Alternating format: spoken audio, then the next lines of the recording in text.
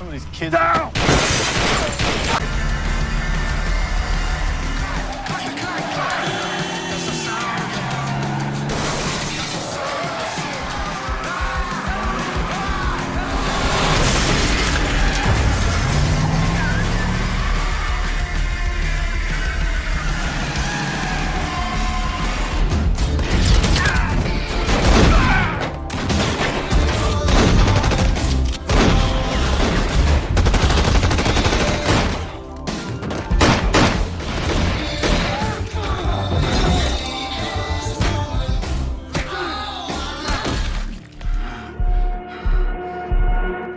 Halo cuy, kembali lagi bersama saya di Copy Paste, Sang Raja Pemalas, yang kali ini akan membawakan serial dari Om Sylvester Stallone yang dirilis di tahun 2022 yang berjudul Tulsa King. Series ini menceritakan tentang sosok pria yang merintis karirnya dari nol lagi setelah dipenjara selama 25 tahun. Perjuangannya pun tidak mudah karena diwarnai oleh pengkhianatan, balas dendam, dan tentu saja aksi brutal yang memicu adrenalin kesukaan para teman pemalas kita semua. Tanpa berlama-lama lagi, mari kita ke alur ceritanya. Di awal film, kita diperlihatkan dengan sosok pria yang bernama Dwight yang telah dipenjara selama 25 tahun. Namun, hari ini penantiannya telah usai karena dia akan dibebaskan. Kini, setelah resmi menghirup udara bebas, Dwight bergerak menuju kediaman bosnya karena sejak di penjara, Dwight ditinggal oleh istri dan anaknya.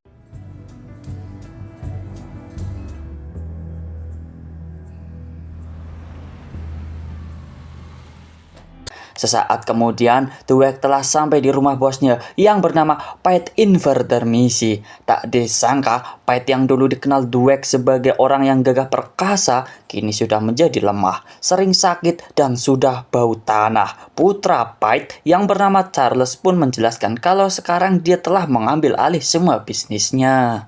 Dan Charles telah memiliki tangan kanannya sendiri, sehingga dia tidak mungkin mempekerjakan Dwight sebagai anak buahnya lagi. Namun, berhubung Dwight adalah anak buah Pete yang paling setia, Charles masih menghargainya. Untuk itu, Charles berniat mengirim Dwight ke kota terpencil yang bernama Tulsa untuk diberi tugas khusus. I want you to go there, plant the flag, get it set up. What the is Tulsa? It's a city in Oklahoma. It's wide open. It's the future.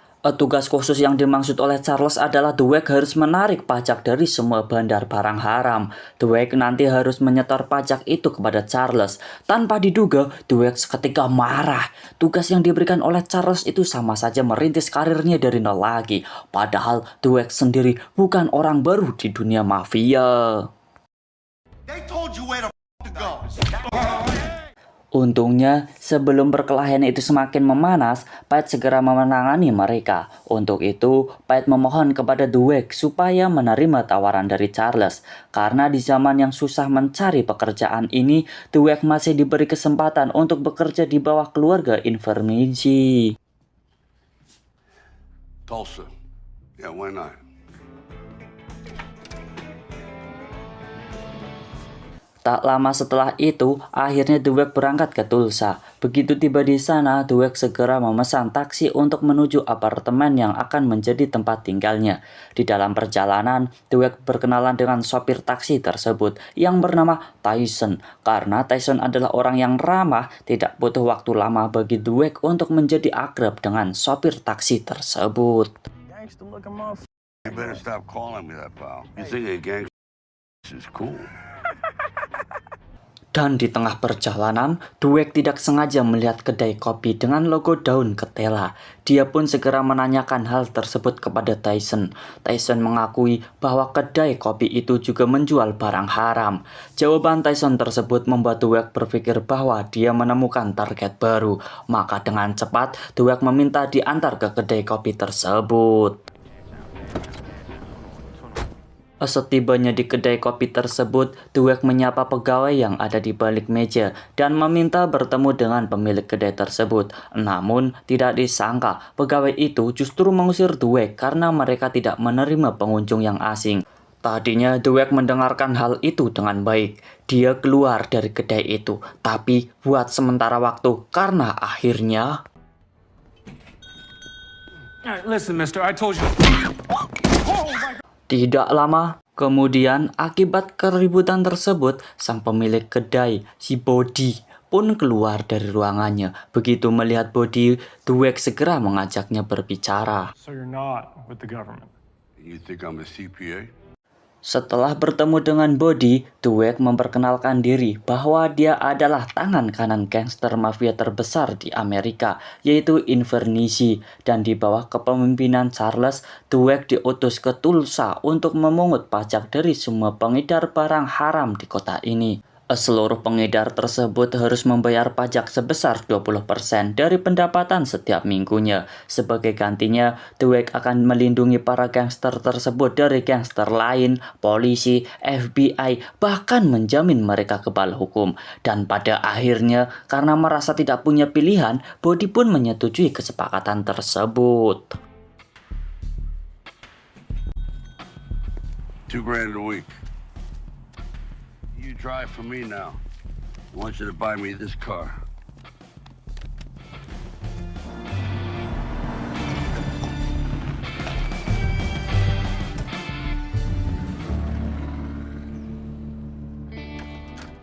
Malam harinya, Dweck pergi ke salah satu klub malam di kota tersebut. Dia melakukan pendekatan terhadap pemuda lokal supaya bisa direkrut menjadi anak buahnya. Those lizard boots you're wearing? Yes, sir, they are. I have a bourbon for me and my two pals here. Hey, check these out. Made in Italy. So where's home, friend? New York. You're good. Salute. Cheers. Keesokan paginya, Dweck kembali mendatangi kedai kopi milik Body. Ia ingin bertanya mengenai pemasok daun ketela haram di kedai Body, yang rupanya didapat Body melalui petani lokal. Petani tersebut ternyata seorang pemasok untuk seluruh kota Tulsa, karena dia punya puluhan hektar sawah yang ditanami pohon ketela haram. Maka dengan begitu, Dweck minta dikenalkan dengan petani tersebut. There's a greenhouse on a 40-acre farm a couple hours north of here. You listen to what I'm saying. You know, the feds could waltz in here right now, take every dollar you got, get that money out of here as fast as you can. You mean launder it? Where should I put it? Clubs, discos, tanning salons. If you need me, I'll be at the Western Plains. Lalu malam harinya, Dweck kembali datang ke klub malam. Kali ini, dia bertemu dengan seorang wanita bernama Stacy yang sedang berpesta bersama teman-temannya. Dan kemudian mereka berkenalan dan juga dengan teman-temannya.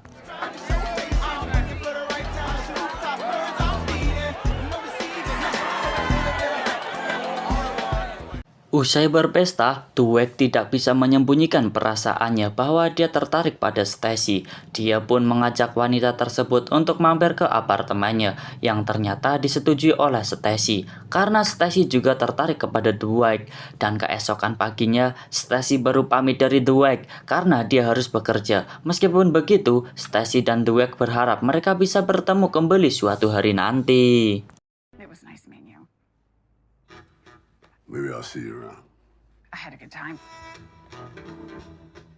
Dan ternyata Stacy rupanya seorang agen FBI yang ada di kota Tulsa. Pagi ini Stacy dan timnya sedang membahas Dweck yang datang ke kota Tulsa. Saat itu Stacy baru tahu bahwa Dweck mantan gangster yang telah dipenjara selama 25 tahun. Esok harinya menghubungi rekannya sesama FBI untuk mencari tahu tentang Dweck, hingga akhirnya mengetahui latar belakang Dweck sebagai mafia yang tidak punya rasa takut menghadapi musuh-musuhnya. I'll see you next time I'm in town. Thank you. Selain itu, tangan kanan Charles yang mari kita sebut saja dengan Pao sedang mendatangi Charles. Pao melaporkan rahangnya yang terluka parah akibat dikeprek Dweck tempo hari.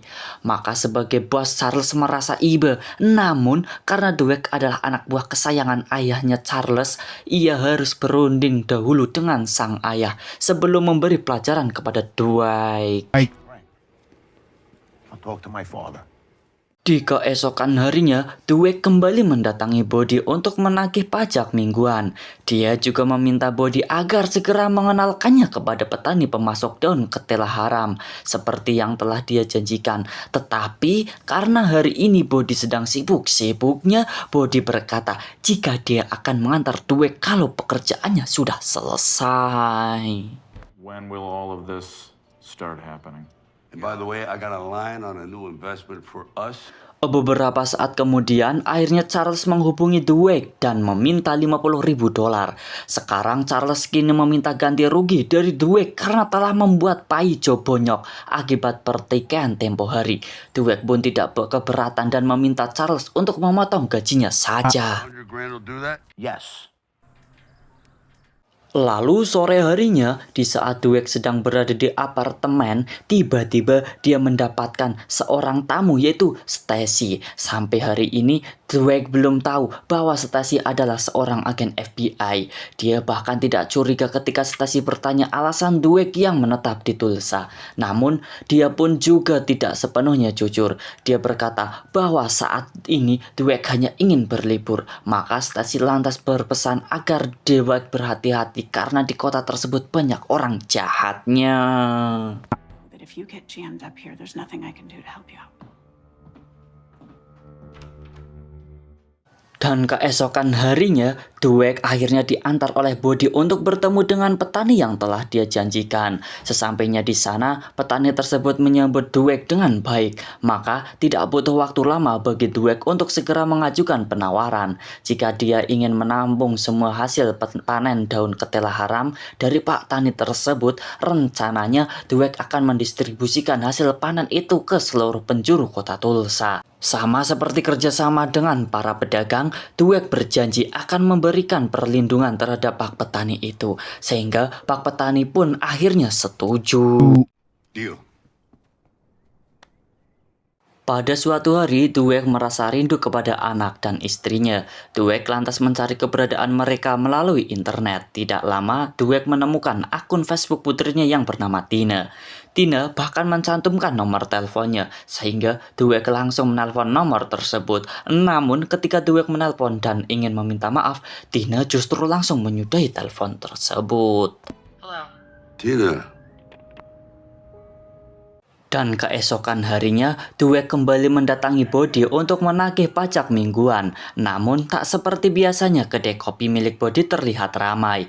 Bahkan tampaknya sedang mengadakan pesta. Dweck kemudian menemui Body yang sedang berada di belakang kedai. Yang ternyata Body baru saja menemukan barang haram varian baru. Uniknya, daun ketela haram itu diolah sedemikian rupa hingga dapat dinikmati melalui sebuah balon yang akan kita sebut saja dengan balon ajaib. I got you some Barolo. Barolo. Keberadaan balon ajaib itu pun memunculkan ide baru bagi Dweck. Dia berpikir untuk menjual balon ajaib di sebuah konser musik. Dweck mulai berhitung jika mereka pasti akan mendapat keuntungan lebih dari sana. Dweck bahkan berani memberi modal lebih kepada Body asalkan hasil untungnya nanti akan dibagi dua. Body pun setuju dan mereka berdua kembali bersepakat. Dan tidak hanya Body yang diajak kerjasama Dweck, malam ini kembali mendatangi pemilik klub malam langganannya. Dan pemilik tersebut bernama Mitch. Sama seperti Body, Dweck mengajak Mitch untuk menjual balon ajaib di konser musik. Di sini, Dweck bahkan berjanji akan membayar Mitch 2 kali lipat lebih mahal dan Mitch akan mempertimbangkan tawaran tersebut. Come to think of it, not just mine. Lalu keesokan harinya Dweck pergi ke kantor polisi untuk membuat SIM karena SIM miliknya sudah lama mati dan untuk hal itu Dweck harus ujian mengemudi terlebih dahulu di jalan raya. Lalu tiba-tiba Tidak disangka, Dweck tiba-tiba diserang oleh orang tak dikenal. Tanpa pikir panjang, Dweck segera mengejar orang tersebut. Namun sayangnya warga semuanya, orang itu berhasil kabur dan Dweck kehilangan jejaknya.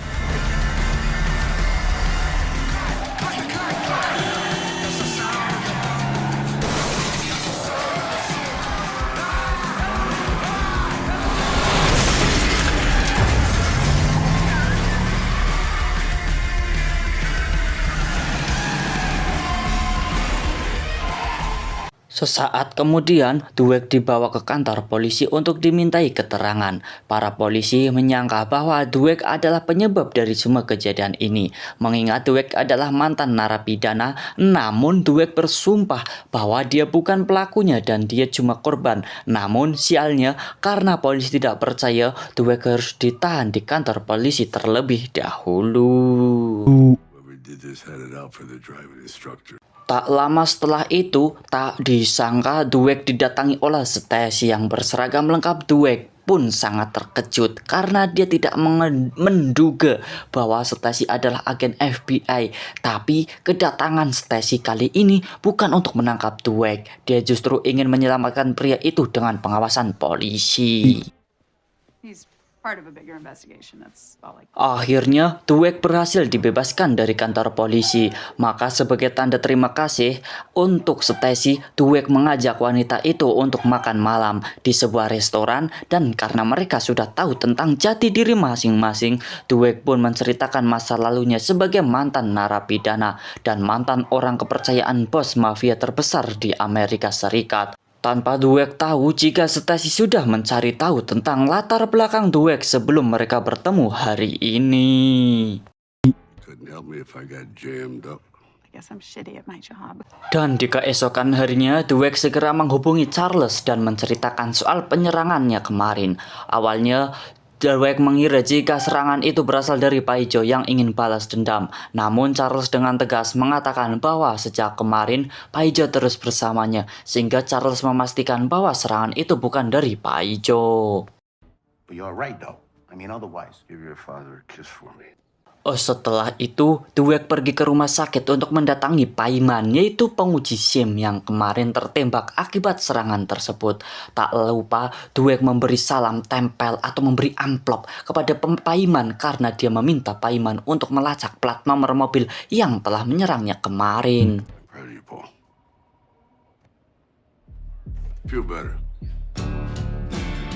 Dan karena ada ewes-ewesnya atau duitnya, jadi polisi ini tidak butuh waktu lama. Paiman pun berhasil menemukan keberadaan mobil tersebut, sehingga Dweck segera mendatanginya. Namun tidak disangka ketika Dweck dan Tyson berhasil menemukan mobil itu, rupa-rupanya mobil tersebut sudah dalam keadaan terbakar. Dan tanpa sengaja, Dweck menemukan sepotong kain berlogo peternakan terkenal yang ada di kota Tuzla. Type in FR and horses. Kemudian segera mendatangi peternakan tersebut karena dia yakin bahwa pelaku penyerangan adalah pemilik peternakan itu. Maka begitu ia tiba di sana, menunggu di mobilnya dan menunggu pemilik peternakan itu pulang. I employ 171 people. Anything else? Do you give riding lessons? I like this state. Setelah menunggu hingga malam tiba, akhirnya pemilik peternak nama Arman itu pulang ke rumah. Dweck pun membuntutinya, bahkan dia sudah bersiap untuk bertarung. Ketika Dweck melihat Arman disambut oleh putrinya, dan saat itu juga Dweck segera membatalkan niatnya karena Dweck tidak ingin berkelahi di depan anak kecil.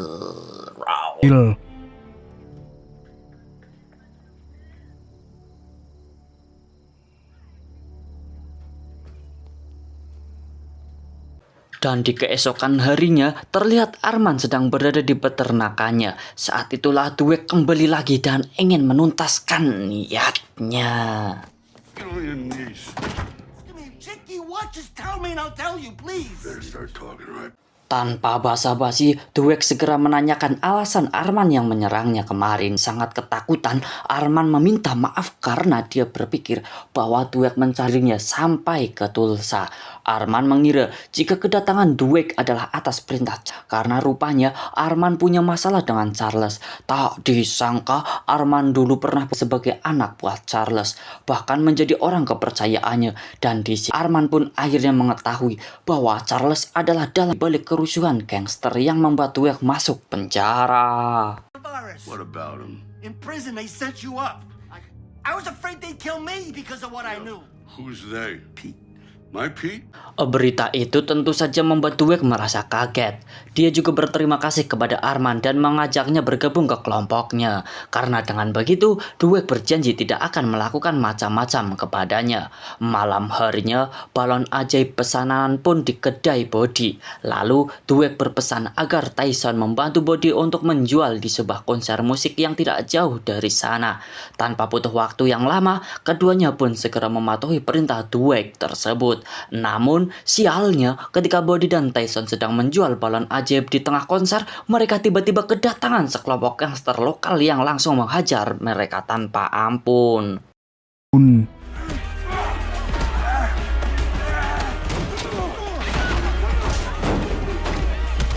Sesaat kemudian, Body dan Tyson segera melaporkan penyerangan itu kepada Dweck yang saat ini berada di klub milik Mitch. Begitu mendengar laporan itu, Dweck langsung berjanji bahwa dia akan membalasnya. Greatest victories are obtained. Tidak lupa juga Dweck langsung menghubungi Arman yang telah bergabung bersama Dweck untuk melakukan serangan balasan besok malam. Sementara itu, Tyson yang sudah babak belur segera diobati oleh sang ibu. Ayah Tyson yang melihat jika putranya terluka pun merasa tidak terima dan dengan cepat menanyakan siapa yang telah menyerang putranya.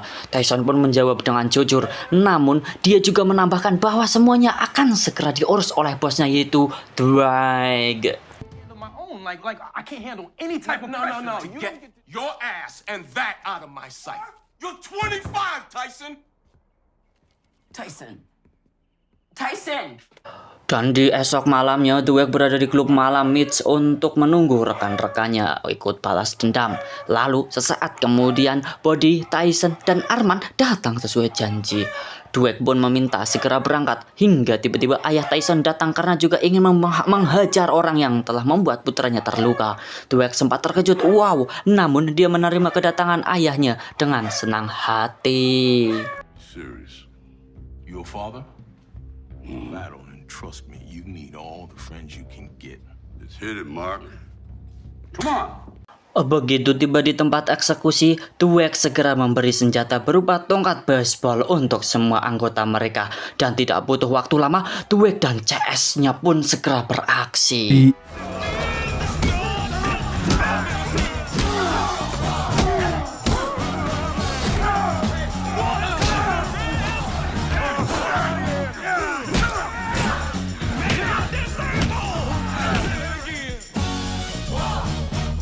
Dan akhirnya setelah pertarungan yang cukup sengit, Dweck dan para CS-nya pun berhasil menakuk para gangster tersebut. Dweck bahkan merampas balon ajaib yang tersisa, sekaligus merampok semua uang milik gangster tersebut. Setelah itu, Dweck membagi semua uangnya secara merata kepada seluruh anggota mereka. Bahkan ayah Tyson juga dikasih karena ia ikut bertarung. A new lawnmower. Here you go. So make your choice. Beberapa hari kemudian, gangster yang diketahui memiliki nama kelompok Black Macadam itu melaporkan penyerangan tersebut kepada polisi yang korup. Sementara itu, Tyson yang sedang menelpon orang di mobilnya hingga tiba-tiba dia didatangi polisi dan ditangkap karena plat nomor mobilnya yang sama dengan yang diberikan oleh Paiman. No, you're not under arrest. Have a seat. Tyson lantas dibawa ke kantor polisi. Pemuda itu kemudian berusaha menghubungi Dweck, tetapi sialnya bosnya itu tidak bisa dihubungi. Dan akhirnya Tyson terpaksa ditahan di kantor polisi. Sedangkan malam harinya, seorang polisi berhasil merampas ponsel Tyson, lalu melacak keberadaan Body sebagai rekan Tyson. Next time we'll upgrade you to less comfortable accommodation. No money either. Oh, well, I came here with $1,200. Esok harinya, Tyson dibebaskan, tetapi sialnya Bodhi berhasil diringkus polisi dan dibawa ke markas Black Macadam. I barely know him. And that your name is in the... Sementara itu, siang ini ketika Arman tengah mengurus kudanya, dia tiba-tiba didatangi oleh pegawainya yang kita sebut saja dia Sushi. Sushi yang setelah mendengar serangan Arman terhadap Black Macadam mengingatkan Arman supaya tidak berurusan dengan gangster tersebut. And then let me know how funny you think it is. Berkat informasi dari Sushi, Arman akhirnya penasaran dan mencari tahu tentang Black Macadam. Dan ternyata benar bahwa Black Macadam adalah gangster yang sangat brutal, punya banyak pasukan dan kebal terhadap hukum. Hal itu pun membuat Arman ketar-ketir karena dia takut jika Black Macadam akan menargetkan anak dan istrinya. Sementara itu di lain tempat, tepatnya di kota New York, terlihat Charles sedang berada di rumah sakit karena ayahnya jatuh sakit. Pete rupanya mengalami koma sehingga Charles menghubungi Dweck supaya datang menengok ayahnya. Just get your ass to New York Memorial in the morning. Beberapa jam kemudian, Dweck akhirnya tiba di rumah sakit untuk menjenguk Pete. Namun, begitu Dweck sampai, Paijo terlihat masih menyimpan dendam terhadap pria berkarisma itu, Raul. Oh, here we go. You ought to be a lifeguard, Nico. Untungnya, Charles segera memisahkan mereka dan mengantar Dweck ke kamar rawat ayahnya. Tetapi karena Pete masih tertidur, Dweck memutuskan untuk meninggalkan rumah sakit dan akan kembali nanti. Sementara itu, di saat yang sama kita kembali kepada Bodhi yang berhadapan langsung dengan ketua Black Macadam, yaitu Waltrip yang mari kita panggil saja dia dengan Samidi. Samidi pun menginterogasi Bodhi dan langsung bertanya tentang siapa Dweck sebenarnya. I'd be happy to relay that message. Bodhi lantas diantar oleh polisi atas perintah Samidi. Mitch langsung terkejut dan segera mengusir polisi tersebut. Namun yang paling penting, dia memastikan bahwa Bodhi baik-baik saja setelah diculik oleh Samidi dan antek-anteknya. Sorry, cottage cheese ass is out of here. What's going on? Setelah itu kita kembali lagi bersama Dweck yang berada di New York. Malam ini Dweck teringat dengan putrinya yang kini tinggal di New York. Lantas mencari alamat Tina dan berniat untuk mengunjunginya. Tidak lama kemudian Dweck berhasil menemukan alamat Tina yang ternyata menjadi seorang florist dan membuka toko bunga. What are you doing here? Just wanted to talk. Tina yang tidak menyangka kalau sang ayah berhasil menemukannya pun merasa terkejut. Dweck sendiri langsung meminta maaf karena selama ini telah absen menjadi seorang ayah akibat dipenjara selama 20 tahun. Dweck juga mengakui bahwa dia telah menelantarkan ibu dan Tina dan itu membuat Dweck menyesal seumur hidup. Lama-lama Tina merasa luluh dan dia mengaku jika selama ini tidak pernah membenci sang ayah. Dia hanya trauma berhadapan dengan seorang gangster karena pernah diperkaos oleh anak buah si Charles. Wow. Please don't do Tina, anything. please, I'm No. begging you, just tell me. Setelah mendapatinya yang sangat memilukan, Dweck segera mencari anak buah Charles tersebut untuk dihabisi. Boom.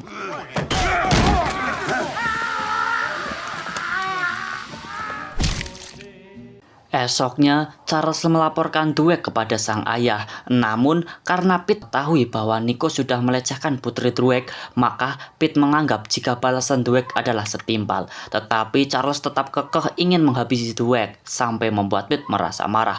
Pete menganggap Dweck seperti adiknya sendiri. Itulah alasan kenapa Pete selalu membela Dweck, bahkan di depan putranya kandungnya sendiri. Sementara Charles kini hanya bisa menahan amarahnya. His daughter! Skinned him alive. You were half the man he was. This would have never happened.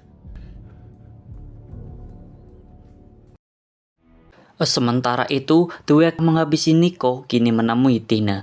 Dweck menceritakan pembalasannya terhadap Nico yang membuat Tina terkejut. Baginya, Dweck tidak perlu melakukan itu karena akan menimbulkan baru. Namun, itu tidak masalah bagi Dweck karena dia ingin membuktikan bahwa dirinya adalah seorang ayah yang benar-benar menyayangi putrinya dan juga agar orang lain tidak berani macam-macam dengan putri kesayangannya.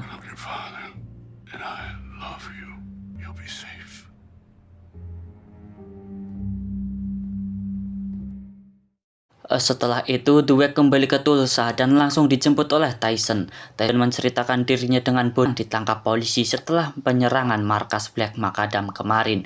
Tyson bahkan Dweck yang tidak bisa dihubungi dan seolah menghilang selama beberapa hari.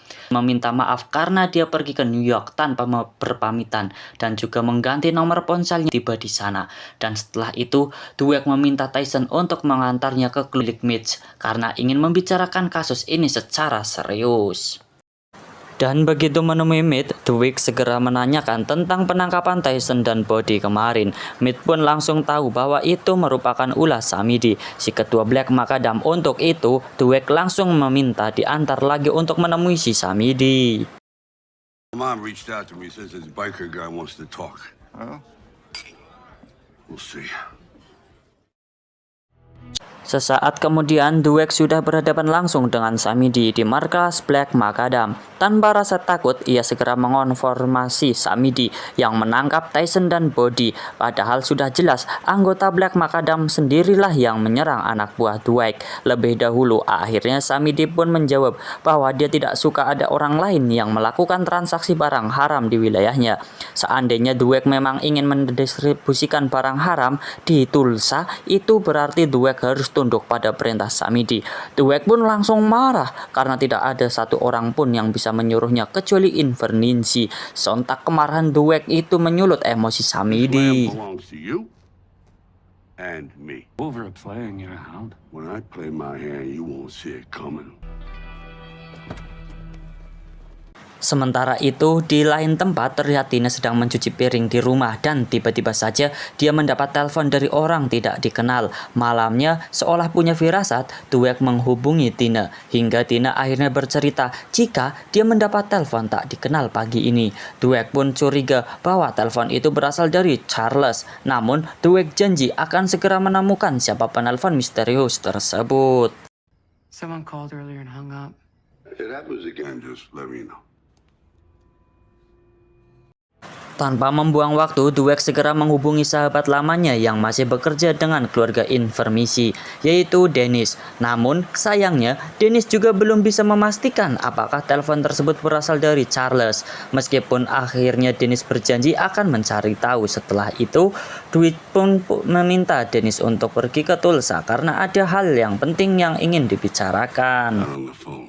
There's not enough volume to get me to fly. Just get out of here. Tak lama setelahnya, Dennis menemui Charles untuk izin pergi ke Tulsa. Tak disangka Charles melarang Dennis pergi ke sana karena dia khawatir jika Dennis hanya dijebak oleh Dweck. Sementara itu, Pete memberikan persetujuan kepadanya. What if it's a trap? Book your ticket. Let's hear what he has to say. Dan di waktu yang bersamaan, Dweck terlihat sedang berbicara serius dengan Mitch. Sebagai pembisnis, Dweck menyarankan Mitch untuk memperbesar bar miliknya, dan Dweck bersedia menjadi investornya. Namun, di tengah-tengah Dweck dan Mitch sedang berdiskusi, tiba-tiba saja...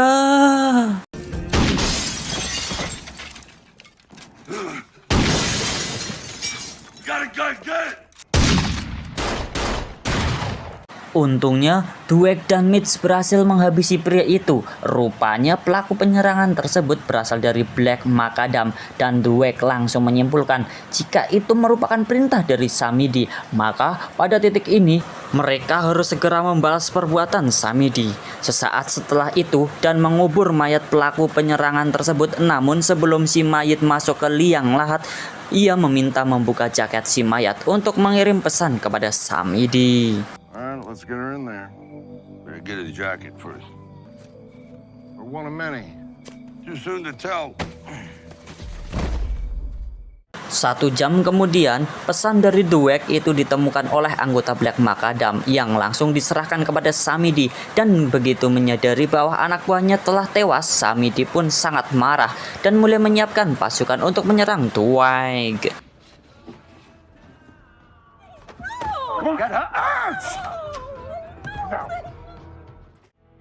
Dan sialnya penyerangan tidak hanya terjadi di Tulsa saja.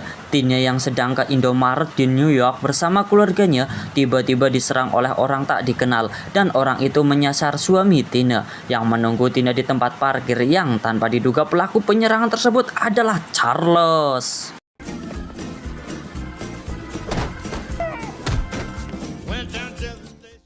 Lalu Tina kemudian membawa suaminya ke rumah sakit. Sang suami ternyata terluka sangatlah parah sehingga harus mendapatkan perawatan intens. Tina lantas menghubungi Dweck dan menceritakan kejadian itu, dan karena Dweck khawatir, dia pun meminta Tina supaya pindah ke Tulsa dan tinggal bersamanya saja.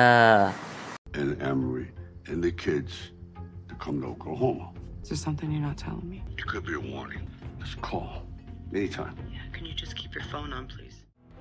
Sesaat setelah itu terlihat Dennis tiba di Tulsa sesuai permintaan Dweck, namun tanpa menanyakan kabar Dweck segera menanyakan keberadaan Charles karena Dweck yakin bahwa telepon ancaman dan serangan yang menimpa anaknya itu adalah perbuatan si Charles. I don't know anything about that. Did you know?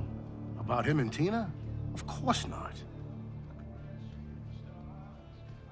Setelah itu, Dweck mengutarakan alasannya meminta Dennis ke Tulsa, yaitu untuk mengajaknya bergabung. Tetapi Dennis tidak segera menerima tawaran tersebut dikarenakan dia masih tergabung dalam mafia intermisi. Some things never change.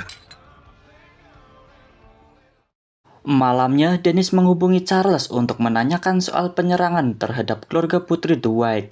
Dennis menyarankan supaya Charles meminta maaf kepada Dweck sebelum pertempuran meletus dan merugikan banyak pihak. Namun, alih-alih meminta maaf, Charles justru menolak mentah-mentah saran dari Dennis tersebut. Listen, did you fuck up Dwight's son-in-law? I don't know what you're talking about. I'm just saying. He's not gonna be controllable for much longer. Dan sesaat kemudian, Charles tiba-tiba mendekati ayahnya yang sedang mandi. Dia terlihat sedang mengobrol dengan ayahnya, tapi tiba-tiba...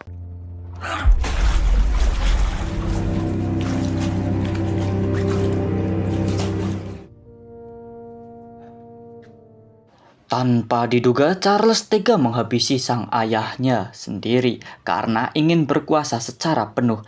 Di sisi lain, Charles juga benci kepada Pate karena selalu membela Dweck di hadapannya. Dan keesokan harinya, terlihat rumah keluarga intermisi berduka banyak orang melayat. Dan Charles menyambut para pelayat dengan penampilan barunya, yaitu rambut botak. Di situ, Charles berbohong kepada orang-orang jika ayahnya meninggal akibat serangan jantung. Dan sekarang dia meminta anak buahnya untuk membangun kembali kelompok mereka. Anything I can do? Can help me get this family back on fucking track. Sementara itu, Dennis yang masih berada di Tulsa segera memberitahu Dweck jika Pate telah tiada. Dweck pun sangat bersedih, namun dia belum bisa melayat karena tak ingin melihat wajah Charles. Oleh karena itu, kini hanya Dennis yang pamit kembali ke New York karena dia harus ikut dalam upacara pemakaman si Pate. He had a heart attack. I won't be good. Just thought you should know. Beberapa jam kemudian, rumah keluarga intermisi terlihat semakin ramai.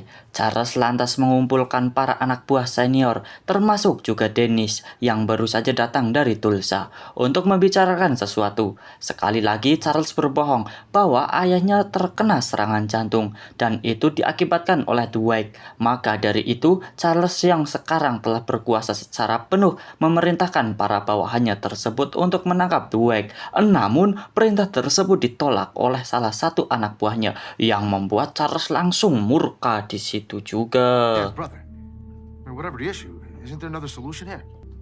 How about I take you out?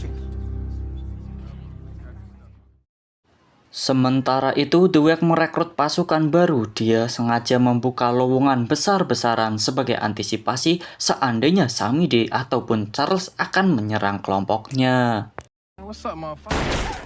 What's up? What's up? What's up? Namun karena Dweck merasa bahwa pasukan barunya ini masih terlalu amatir, Dweck meminta Mitch untuk mencari orang lagi. Tapi salah satu pasukan baru Dweck mengingatkan Dweck bahwa semua latihan ini harusnya digunakan untuk hal yang benar-benar darurat, bukan sekedar menembak orang yang tidak mereka sukai, apalagi menembak cewek. Take a moment and think about being careful with our little just regular lives. Will you put this gun down? Mitch pun memenuhi permintaan Dweck dengan cepat. Kini dia telah menemukan 2 mantan narapidana yang ahli baku hantam dan ahli menembak. Maka dengan kekuatan baru tersebut, Dweck terlihat begitu senang dan dia yakin bisa menghadapi para musuhnya dengan tenang. I will kill without remorse.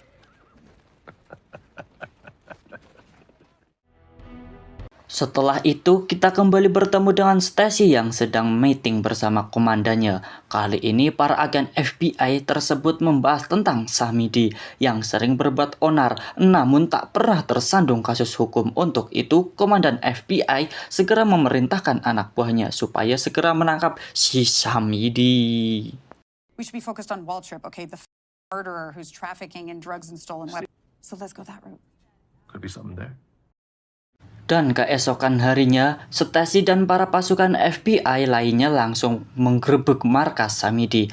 Namun, sialnya tidak ada Samidi di sana. Namun, berhasil menemukan laptop Samidi yang berisi data bisnis haramnya. He's flushing profits through the global financial market. We need to freeze these accounts. Sialnya, di lain tempat, salah satu polisi korup anak buah Samidi berhasil memberitahu bahwa FBI sudah menggeledah markasnya. I want Manfredi. We're on the clock, Kalen. Arrest Manfredi, get him into a jail cell, somewhere I can get to him. You're a corrupt fucking cop. Think of something. Di lain tempat, terlihat Dweck sedang dihubungi oleh Charles yang tiba-tiba meminta maaf. Charles bahkan mengatakan jika dia akan pergi ke Tulsa untuk menemui Dweck. Dweck pun menyambut permintaan maaf itu dengan baik, meskipun Charles berniat ingin menjebak si Dweck itu. You are the last vestige of my father that I got left. We need closure here. The Oscar goes to Chicky and Venezia. Malamnya, Dweck didatangi oleh Stacy yang bercerita jika dia sudah menggerebek markas Black Macadam. Tapi sebelum Stacy menceritakan semuanya, tiba-tiba...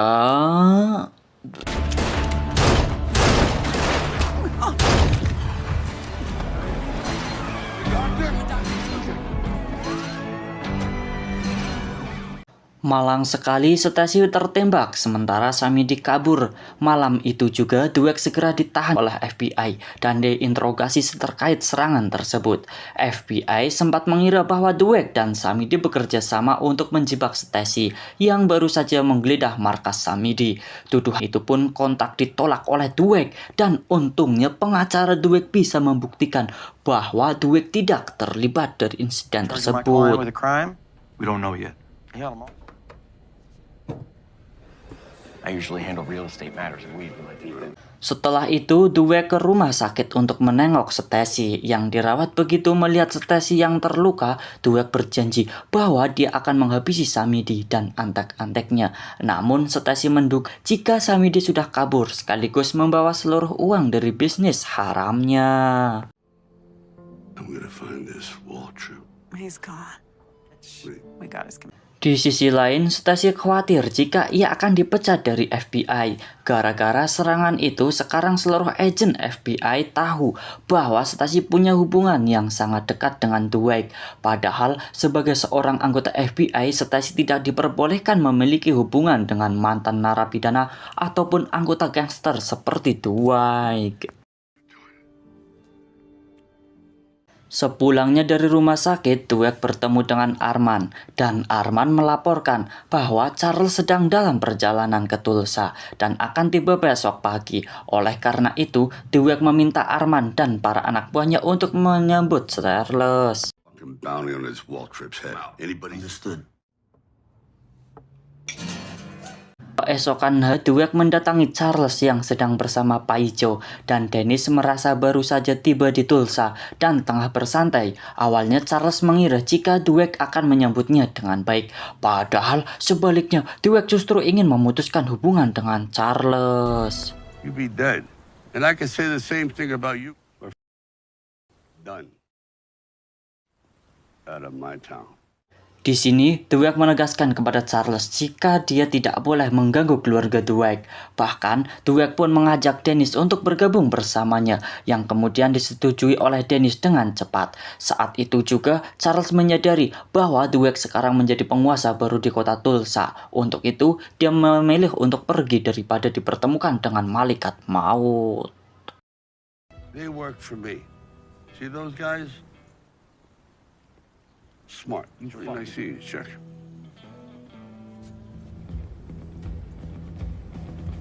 Di lain tempat, Samidi terlihat sedang mengumpulkan anak yang masih ada. Samidi meminta mereka untuk menyiapkan mental karena akan menyerang Dweck dan pasukannya. Dan tiba-tiba saja salah satu anak buah Samidi menyela yang otomatis membuat Samidi marah dan langsung menghabisinya di tempat itu juga. Malamnya, Dweck mengumpulkan seluruh anggotanya di klub milik Meat. Tidak lupa, Dweck mengenalkan Dennis sebagai anggota dan berharap mereka bisa saling menjaga dan melindungi. Dweck kemudian menjelaskan jika musuh mereka kini tinggal satu, yaitu Black Macadam. Become part of each other's family. Once and for all. Dan harinya, Dweck meminta Body untuk meretas laptop milik Samidi yang sekarang ditahan di FBI. Rupanya, Body juga merupakan seorang hacker. Dan sekarang Dweck berniat bantuan Body untuk mencuri data bisnis Samidi yang ada di laptop tersebut. Bahkan, tidak cuma data yang dicuri, Body berhasil merampas jutaan dolar dari rekening Samidi. Did.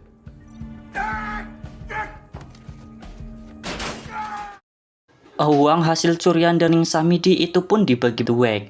Tesi yang masih berada di rumah sakit pun juga mendapat banyak $1 juta.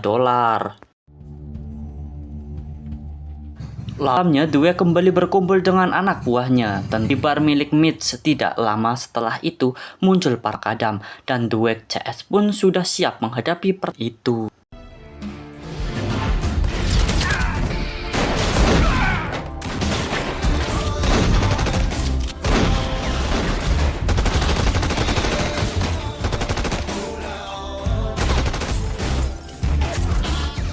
Tak banyak yang bisa dilakukan ini, Dweck benar-benar menyiapkan pasukannya sampai siap tempur. Akhirnya, dalam waktu yang sangat singkat, Dweck berhasil menyikat habis Black Macadam dan kini Dweck resmi menjadi satu-satunya penguasa di Tulsa.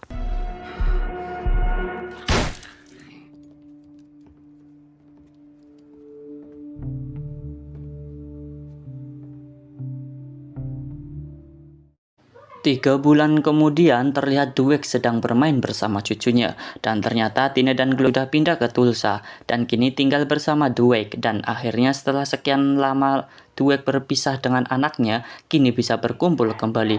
Lalu untuk pertama kalinya Dweck dipanggil ayah oleh putrinya sendiri. Dad.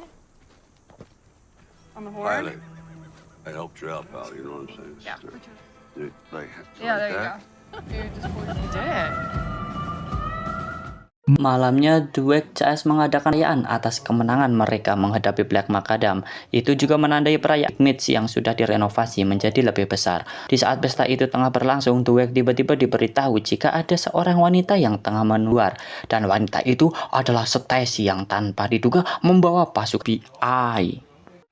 Why don't you come inside? You're under arrest. Rupanya demi ke FBI si menjebloskan Dweck ke penjara. Meskipun Dweck yakin bahwa ini hanyalah akhir dari segalanya.